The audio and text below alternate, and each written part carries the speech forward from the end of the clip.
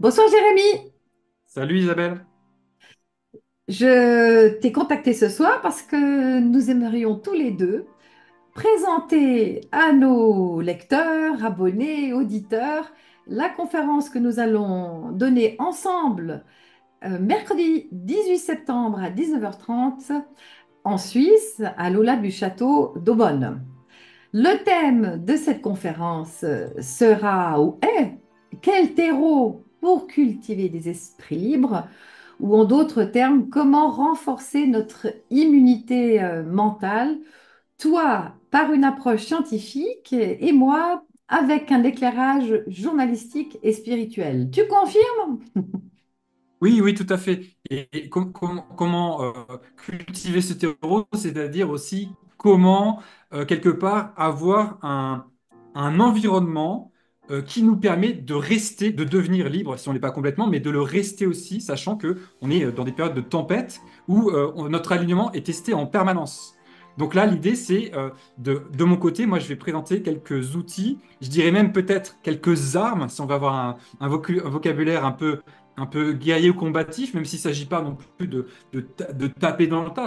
C'est pas ça, c'est vraiment de se rendre compte de sa propre puissance. Une fois qu'on a la connaissance de ce qui, autour de nous, parfois d'une banalité extrême, peut avoir une puissance, enfin, une utilité extrêmement forte pour renforcer notre puissance, notre santé, aussi bien physique que mentale. Pour moi, c'est essentiel. Et surtout en cette période. Donc, ça sera deux conférences pour le prix d'une finalement, toi avec tes propres propositions et moi comme journaliste avec les miennes.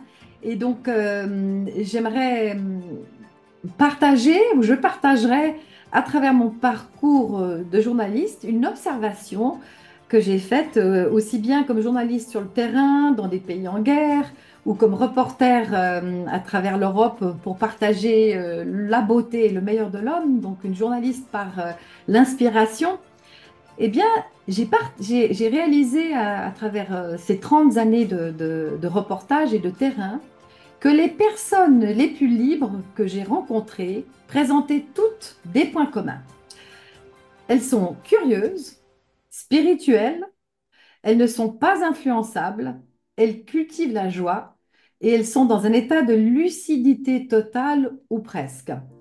Alors, pour découvrir ce terreau de la liberté à travers ma proposition, moi, je vais m'appuyer, Jérémy, sur les travaux de 5 chercheurs et scientifiques qui se sont penchés sur ce qui viendrait entraver cet accès direct à tous ces attributs, donc de joie, de curiosité, de transcendance, etc. Et ces 5 chercheurs et scientifiques sont les suivants, et ce sont des personnes qui m'ont beaucoup inspiré depuis plusieurs années.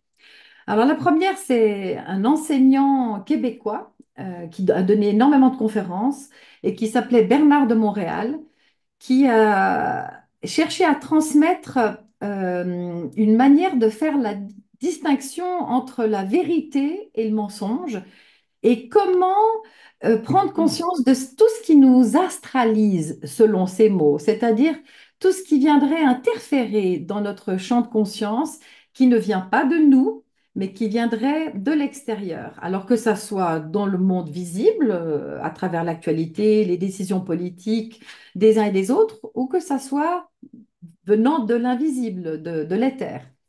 Et puis, je vais aussi m'appuyer Effectivement. sur les travaux du psychothérapeute Jerry Marzinski, qui lui était un médecin qui a travaillé pendant 30 ans avec des schizophrènes qui entendaient des voix. Et Jerry Marzinski explique à travers sa démarche comment il a guéri les patients en leur faisant prendre conscience qu'ils n'étaient pas ces voix, que ces voix venaient, encore une fois, d'un environnement extérieur à eux. Et dès qu'ils ont eu conscience de ça, ils ont guéri.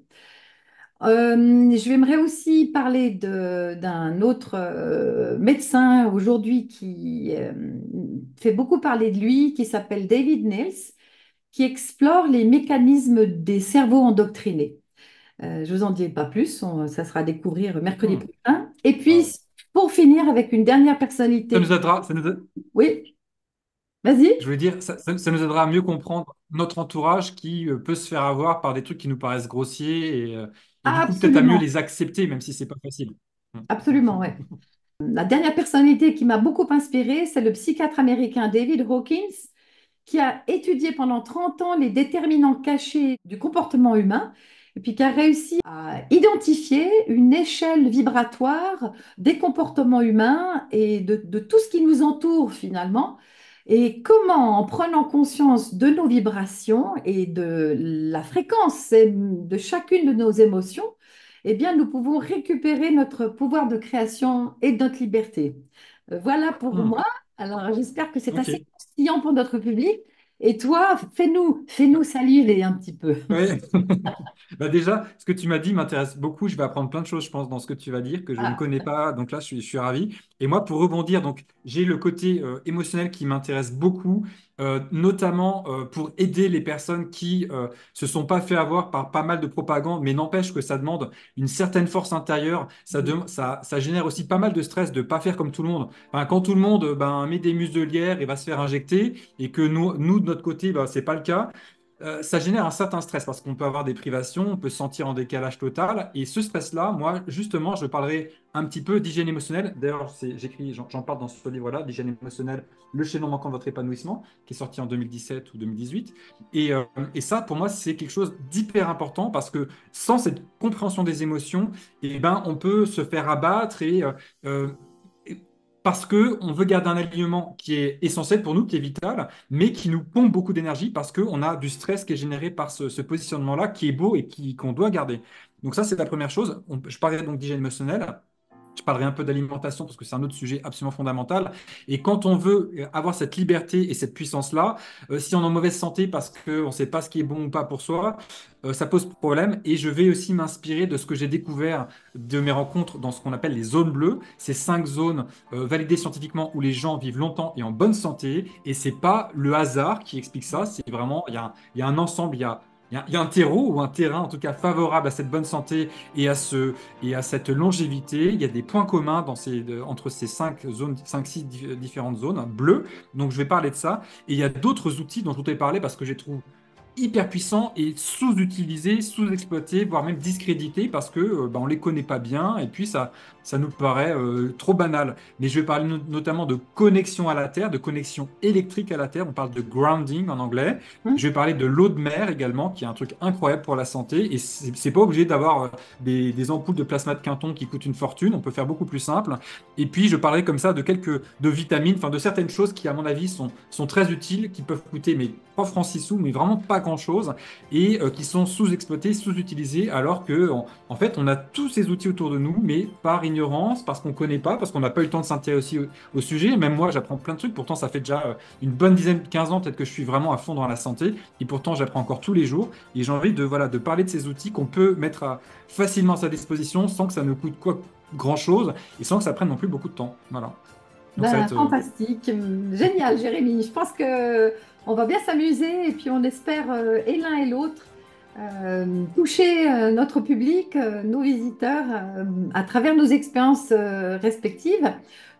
2 fois 45 minutes, hein, je À peu commence près, voilà. cette On peut soirée. déborder un petit peu et puis on Voilà. prendra le temps aussi bah, de discuter. Enfin, voilà, c'est aussi un moment privilégié pour qu'on puisse discuter avec les personnes qui viennent, les spectateurs. Et puis, il y aura des signatures de livres, etc. Enfin, c'est vraiment l'occasion d'avoir un moment un peu intime, enfin, entre guillemets intime, où on va pouvoir passer du temps avec les uns et les autres. Ça, c'est sympa, quoi. Et puis pour commencer cette soirée dans les meilleures conditions et sur le meilleur terrain possible, il y aura un petit trader italien qui nous proposera des bonnes focaccia, des bonnes pizzas maison, parce que bien manger, ça fait partie de la consolidation de ce terreau qui nous permet de rester des esprits libres. Alors bon, voilà, Jérémy. Ben, je te remercie beaucoup. Et on se retrouve donc le mercredi 18 septembre à Aubonne, en Suisse, entre Genève et Lausanne, un tout petit peu plus près de Lausanne, dans une belle salle dans le château d'Aubonne. Voilà. Et donc, si vous êtes tenté par ces deux conférences, eh bien, vous pouvez vous inscrire sur le site planètepositive.org. Je mettrai le lien en description. Voilà, on vous attend les bras ouverts, plein d'enthousiasme et de joie de partager nos découvertes avec vous. Salut Jérémy, à mercredi. À très bientôt, Isabelle. À bientôt. Ciao, merci.